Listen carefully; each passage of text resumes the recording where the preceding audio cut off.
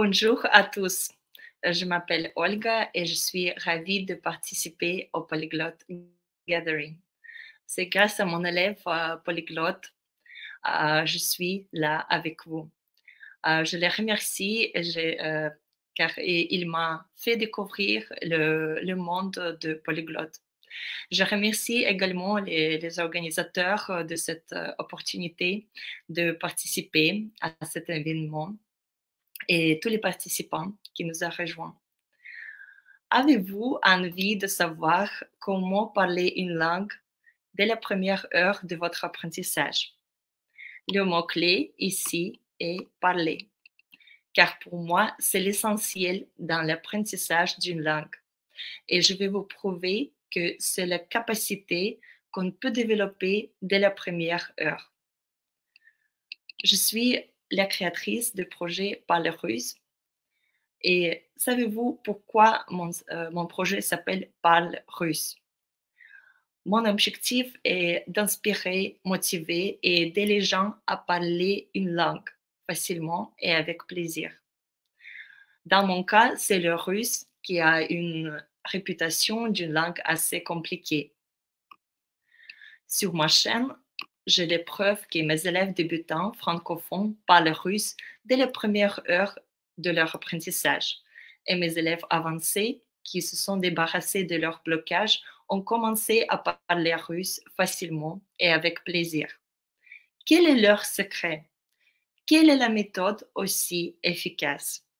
Êtes-vous d'accord que ce n'est pas toujours facile commencer à parler une langue, même si vous avez appris une base et vous avez un certain niveau? Et si on commence de zéro, parler une langue reste un rêve pour la plupart des gens. Je suis persuadée que c'est nous, polyglottes et coachs en langue, qui devons aider les autres et montrer de nouvelles perspectives et de nouvelles méthodes. Aujourd'hui, je vais partager mon expérience avec vous. D'abord, je vais parler de problèmes qui empêchent les gens de parler une langue étrangère facilement et avec plaisir. Ensuite, on va parler de la solution. Je vais vous donner la solution, comment rendre votre expérience avec une nouvelle langue le plus agréable. Puis, je vais partager 4 principes pour commencer à parler une langue très rapidement. Et je vais vous montrer comment utiliser ces principes dans votre vie. Et à la fin de ma présentation, je vais vous montrer 2 livres guides qui peuvent vous aider dans votre apprentissage du russe. Et maintenant, quelques faits à propos de moi. Les méthodes d'enseignement et d'apprentissage des langues sont ma passion depuis plus de 10 ans. J'ai appris à parler 5 langues toute seule grâce à la méthode naturelle d'apprentissage. Ma vie est liée aux langues étrangères depuis l'âge de 6 ans. J'ai fait mon MBA à l'étranger et je travaillais dans le domaine des relations internationales et la finance. Je suis coach en russe et créatrice du projet Parler russe depuis 2017. La psychologie est ma passion. Elle m'aide à mieux comprendre mes élèves, leurs besoins et utiliser les meilleures méthodes les plus efficaces pour les aider à apprendre le russe. J'ai envie de faire votre connaissance et savoir à propos de vous. Écrivez dans les commentaires votre pays d'origine et votre passion dans la vie. Et commençons. La première idée est la clé pour la réussite. L'apprentissage doit être distrayant et pratique. Distrayant, ça veut dire positif. Positif qui vous détend, qui est amusante et pas ennuyante. Pratique, ça veut dire utile, adapté à votre style de vie. Chacun de nous est unique. Nous avons nos passions, notre histoire, notre travail, notre vision de vie. Le vocabulaire utile pour un économiste n'est pas le même que le vocabulaire d'un musicien ou cuisinier. Ce qui est important depuis le début de votre apprentissage, c'est parler de nous, parler de vous, de votre vie. C'est comme ça notre apprentissage devient pratique. Et quel problème rencontrons-nous souvent sur le chemin? L'approche scolaire qui est basée sur la théorie plus que sur la pratique. Mon élève Evan a appris parfaitement la grammaire de la langue russe par elle-même, mais elle était tourmentée par le fait qu'elle ne pouvait pas parler. Elle m'a parlé du système scolaire qui reste dans son esprit, des souvenirs de l'école quand faire des erreurs était mal vu. Et pour avoir de bonnes notes, il fallait apprendre parfaitement. C'est le système que développe le perfectionnisme chez les gens. Evan est un exemple. J'ai rencontré beaucoup de gens qui ont vécu la même expérience. Voici deux problèmes à gérer, le perfectionnisme et la peur de faire des erreurs. Et le résultat de ces deux problèmes est le troisième problème. Les gens ont la tendance de se concentrer trop sur la grammaire. Je ne suis pas contre la grammaire. Je trouve qu'on a besoin d'un minimum de la grammaire pour commencer à parler. Je proposais à Evan d'oublier des règles de grammaire pour 3 semaines et se permettre de faire des erreurs. Grâce à une pratique régulière de 15-20 minutes dans une semaine, elle a commencé à parler russe et dans 2 semaines, elle se sentait à l'aise. La grammaire doit être notre amie. Tout de même, quand on parle, il est important de se détendre, de ne pas penser aux règles de grammaire.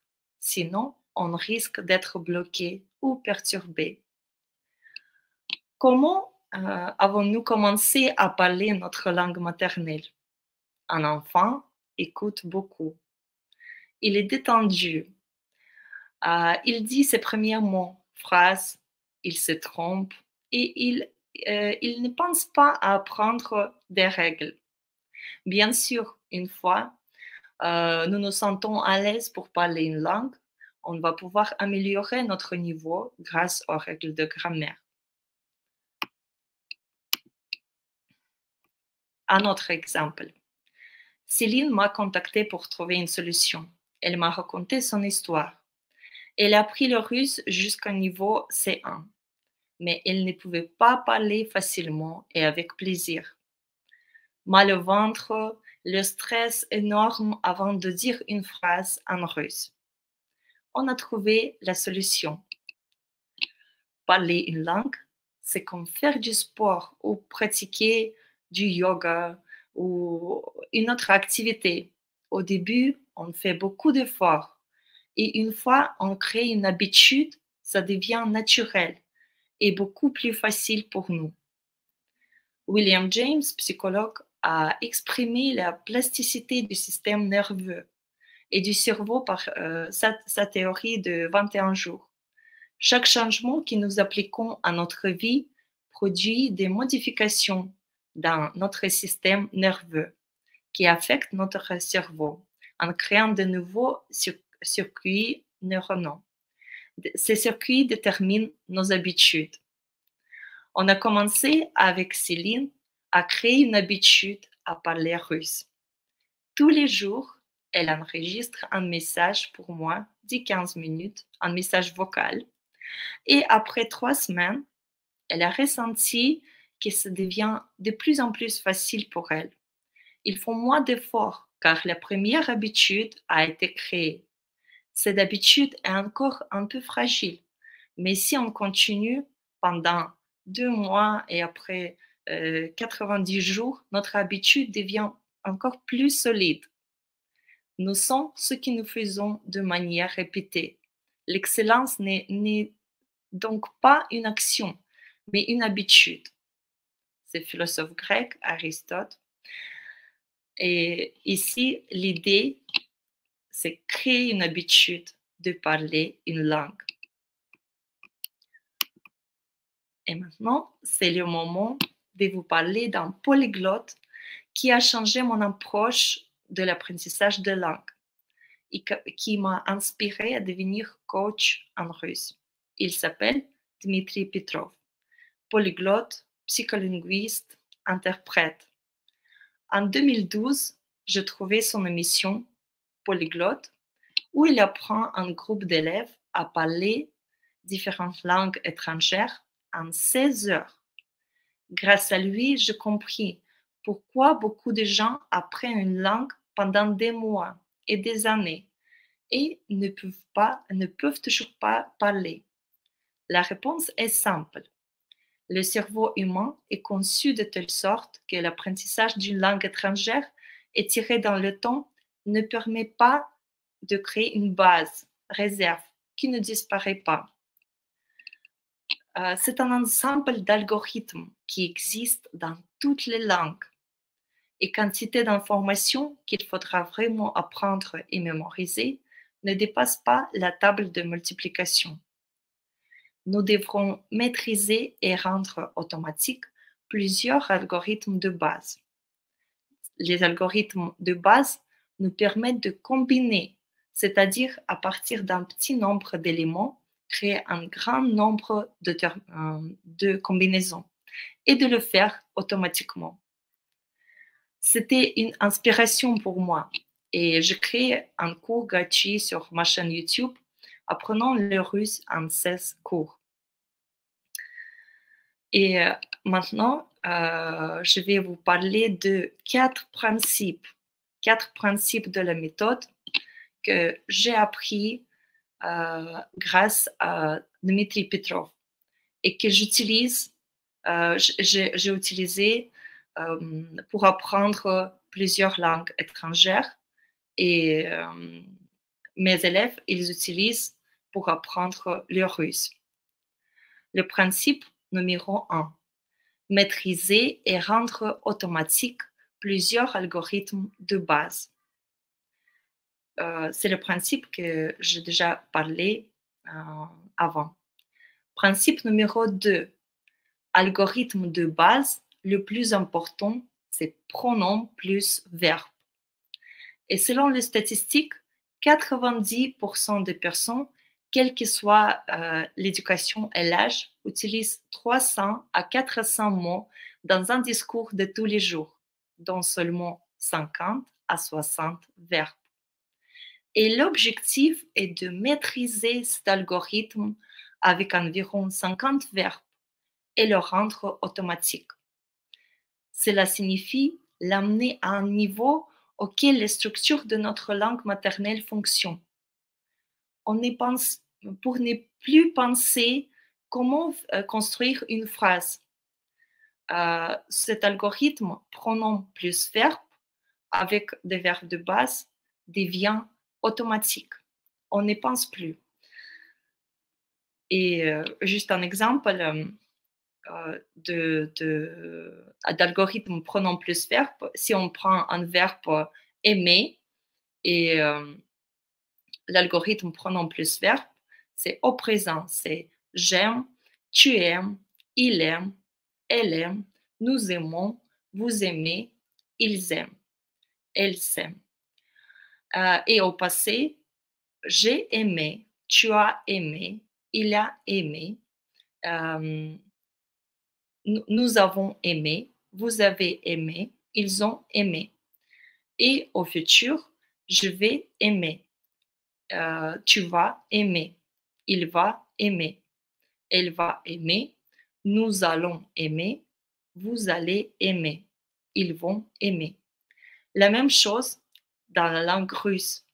Les mêmes structures. On prend le même verbe, on prend les pronoms et grâce à la répétition, on rend cet algorithme automatique. Principe numéro 3. Ressentir le confort, la liberté maximale et le plaisir. N'ayez pas peur de faire des erreurs. C'est très efficace à parler de nous, de ce qui remplit notre vie. Lorsque nous parlons de nous-mêmes, de ce que nous aimons, de ce que nous faisons, où nous vivons, il est beaucoup plus facile de créer des images dans notre tête. La langue n'est pas seulement un ensemble de mots et des règles de grammaire. La langue est un nouveau monde. C'est un nouveau regard sur la réalité environnante. C'est la possibilité de passer à une nouvelle chaîne, comme nous changeons des chaînes de radio. Pour passer à une nouvelle chaîne, nous avons besoin d'une image, un sentiment émotionnel.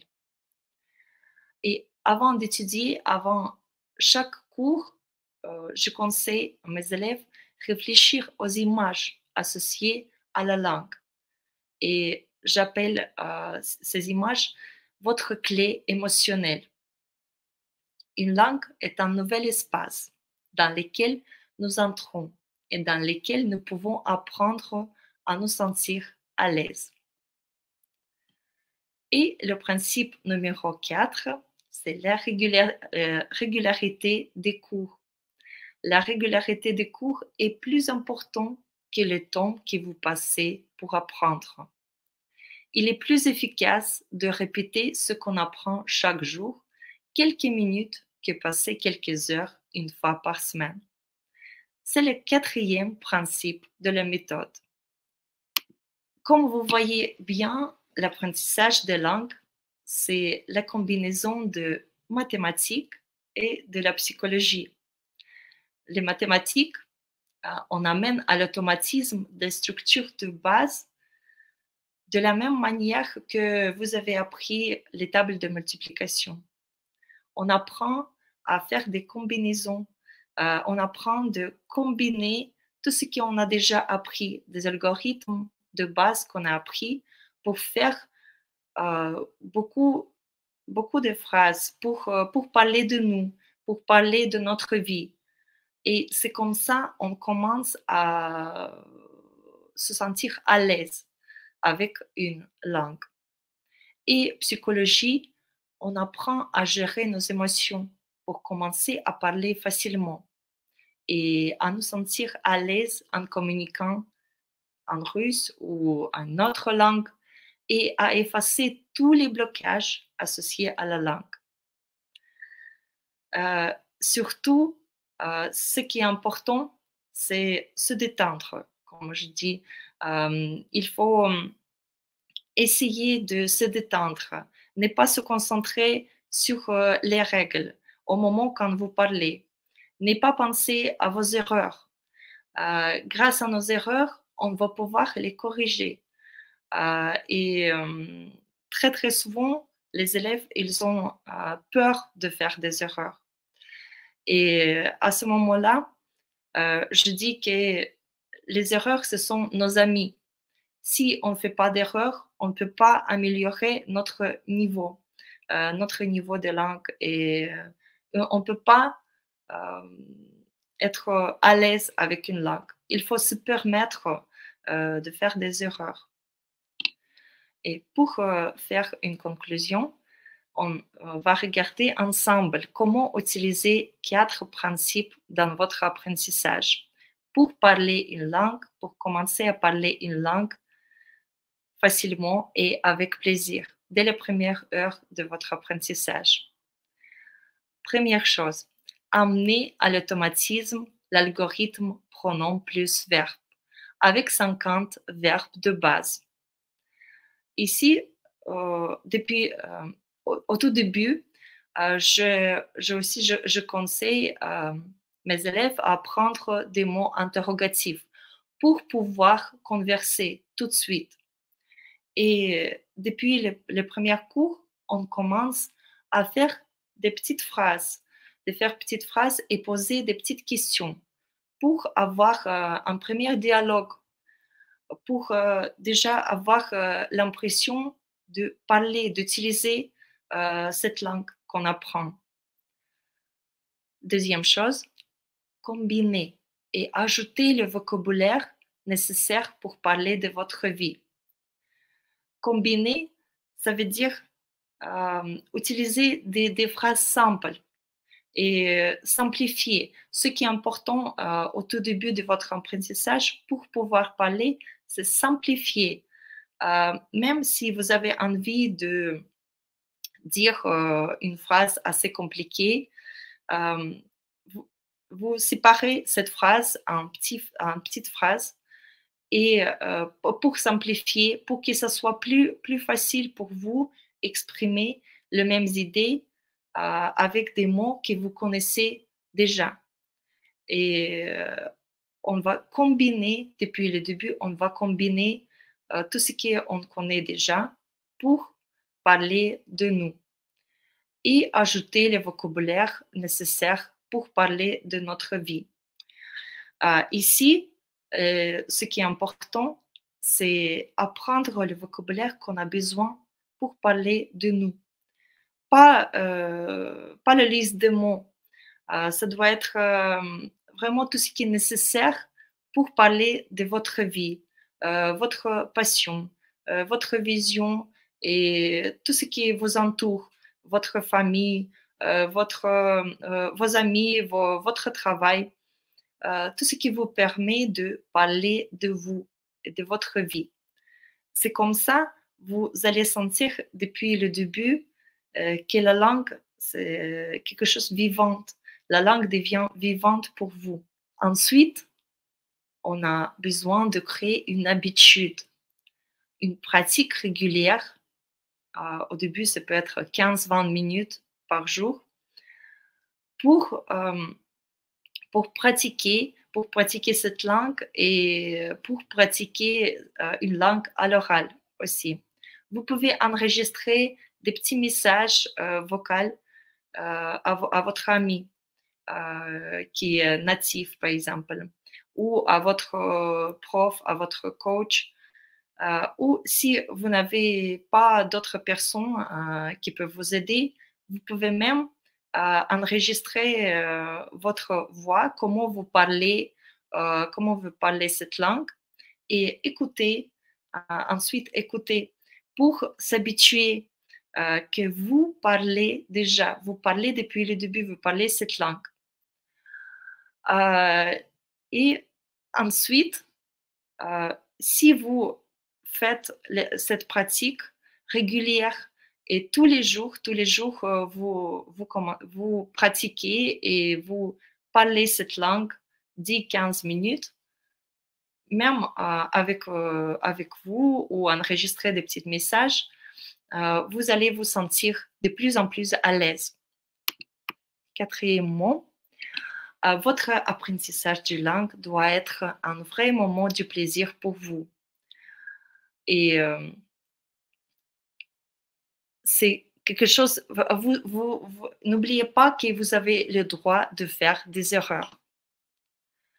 Cinquième chose, utilisez toutes les possibilités pour pratiquer tout ce que vous avez appris.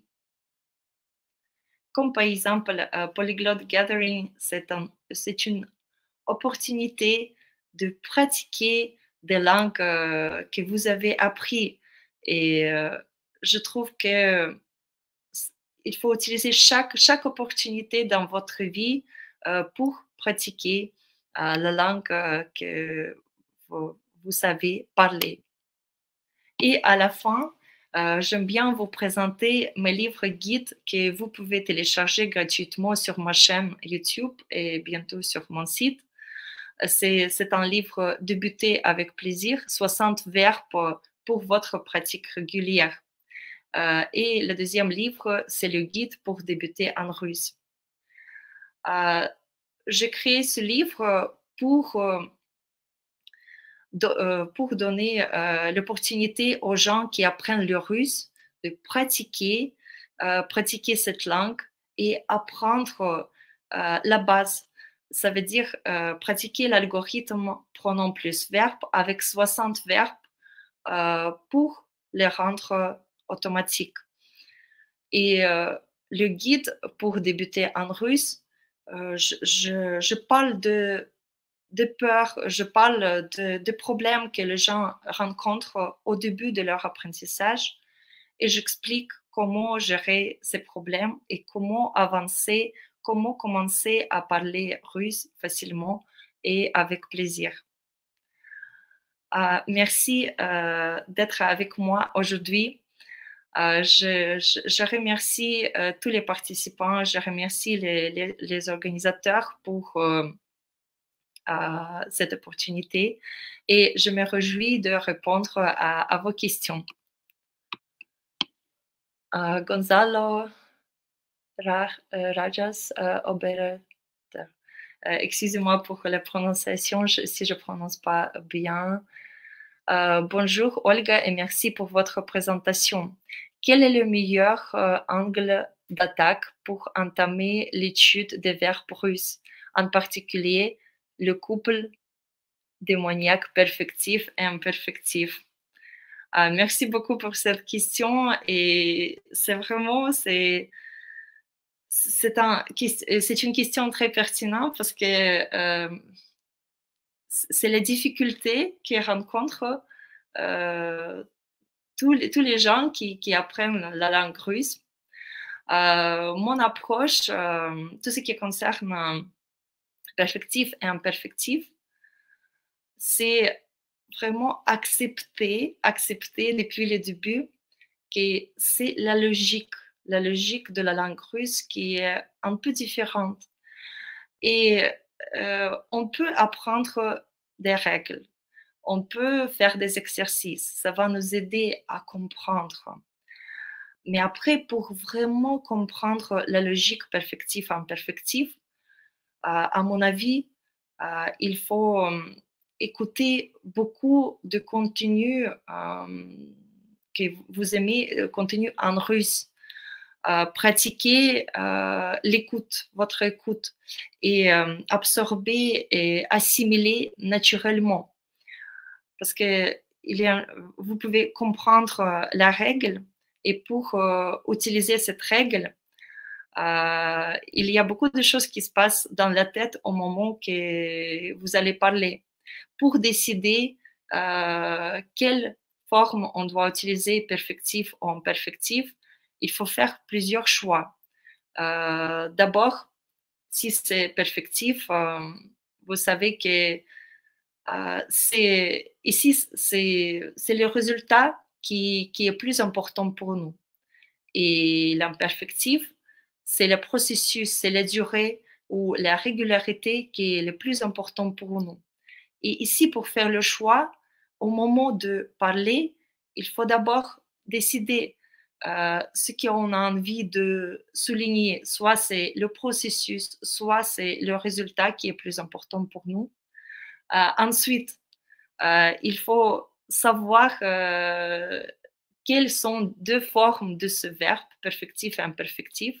Et comme il y a beaucoup de verbes en russe, il faut connaître depuis le début de votre apprentissage, ce que je vous conseille, c'est apprendre un verbe et apprendre ces deux formes pour chaque nouveau verbe que vous apprenez.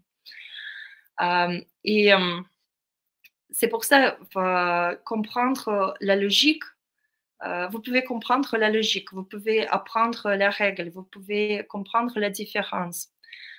Mais ensuite, il faut il faut écouter le contenu intéressant, des podcasts, regarder des vidéos en russe sur les sujets qui vous intéressent.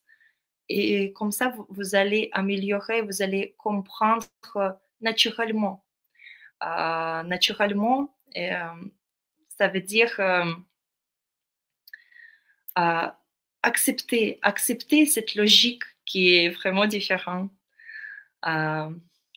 J'espère que maintenant c'est un peu clair et vous pouvez trouver aussi mes vidéos sur ce sujet sur ma chaîne YouTube Parler russe sur le sujet perfectif et imperfectif où j'explique tout ce qui ça peut vous aider à améliorer votre compréhension et de ce sujet.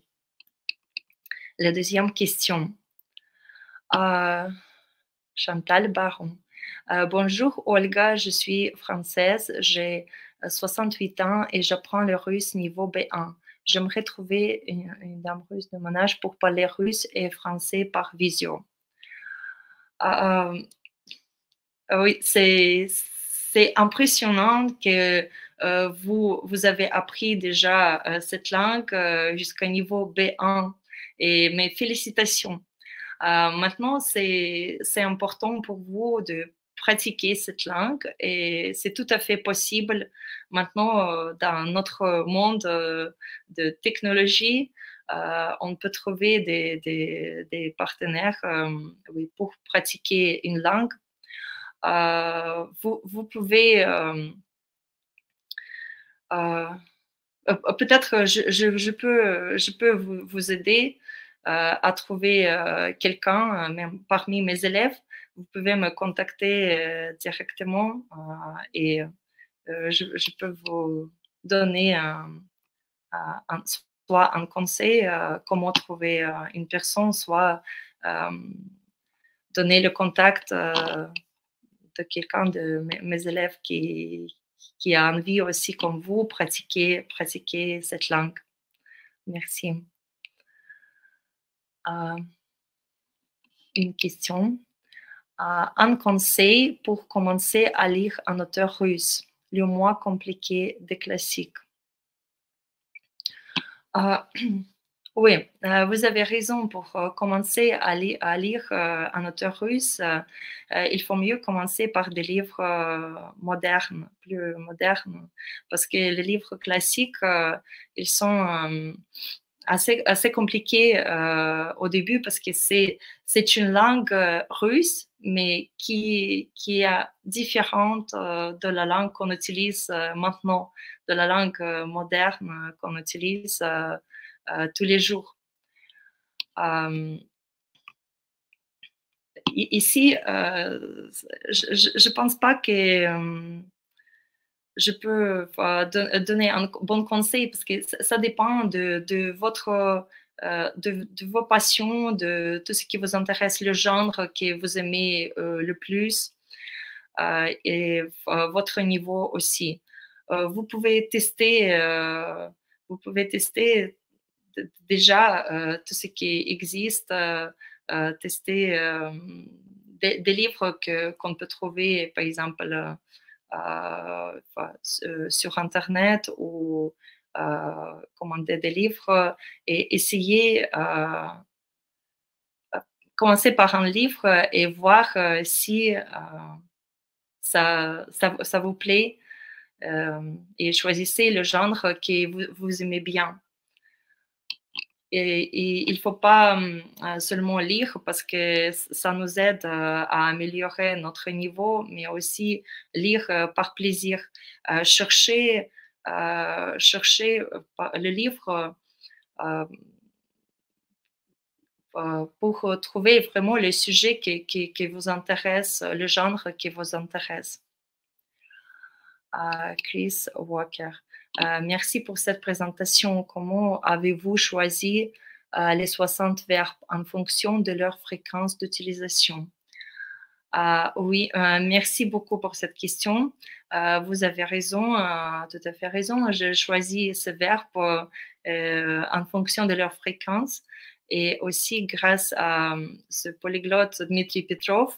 Je peux vous montrer, j'ai utilisé ces livres Russian 16 Lessons, où il propose des verbes de base. Et un autre livre, j'ai utilisé pour apprendre l'espagnol, les bases d'espagnol, et il propose les mêmes verbes, les verbes de base. Et il utilise ces verbes pour toutes les langues, en fait. Ce sont les verbes les plus utilisés, les plus fréquents et ceux qui en ont besoin au début. Comme ce sont les verbes qu'on utilise tous les jours dans un discours de tous les jours, si on commence par ces verbes, on construit une base. une réserve qui reste dans notre tête, dans notre cerveau et qu'on va pouvoir utiliser automatiquement. Et ensuite, on ajoute le vocabulaire nécessaire pour parler de notre vie, de nos passions, notre travail. Gina Guidarelli, bonjour Olga, vous avez des conseils pour mémoriser, apprendre les terminaisons des cas? Oui, merci beaucoup. C'est le deuxième question, le deuxième question après perfectif et perfectif, qui est une des plus pertinentes et qui s'inquiète beaucoup d'élèves qui apprennent le russe, comment mémoriser, comment apprendre les terminaisons des cas. D'abord, mon conseil pour apprendre des cas, c'est commencer par tout ce qui est le plus facile. Le plus facile, ça veut dire où vous trouvez plus de logique pour vous. Par exemple, pour la plupart de mes élèves, apprendre le cas prépositionnel, c'est le plus facile. Et on commence par le cas prépositionnel. Et j'explique que c'est le cas qu'on utilise avec des verbes comme говорить, qu'on utilise avec le verbe, par exemple, parler, oui, говорить о друге, говорить о девушке. Et j'explique qu'ici, la terminaison, c'est «е». Et c'est aussi le cas qu'on utilise pour dire où, где мы живем, où nous habitons. Я живу в Париже, et я живу во Франции. Et ici, c'est la même terminaison, c'est la terminaison «е». Alors, ce qu'on va mémoriser, c'est avec quel verbe on utilise. Par exemple, говорить о, думать о девушке, думать о друге. Et aussi pour parler d'un endroit où, где мы живем. Et la terminaison, c'est «е». Ensuite, ce qui est important, c'est pratiquer le cas prépositionnel et faire des phrases pour parler de nous, encore une fois. Tout ce qu'on peut dire à propos de nous. Par exemple, je pose des questions à mes élèves pendant le coaching, je pose des petites questions. О ком ты думаешь? О ком ты говоришь? Где ты живешь? Где ты работаешь? Где ты жил раньше? Et comme ça, c'est comme un entraînement, c'est comme dans les salles de sport, on s'entraîne à utiliser des verbes et utiliser les noms avec des terminaisons de ce cas. Et une fois ce cas devient facile pour nous, on peut passer à un autre cas. Et petit à petit, on apprend la grammaire.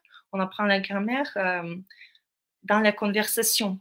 Et ici, il ne faut pas oublier que la grammaire, à part, c'est que la théorie. Et on a besoin d'intégrer la grammaire dans notre conversation. La priorité, c'est la conversation, c'est parler de nous. Alors, chaque fois, vous avez appris une règle, par exemple, le cas datif, дать кому, подарить кому, дать другу. Vous avez appris et tout de suite, mon conseil, faites beaucoup d'exemples avec ce verbe et avec le cas que vous avez appris. C'est comme ça, vous allez assimiler tout ce que vous avez appris.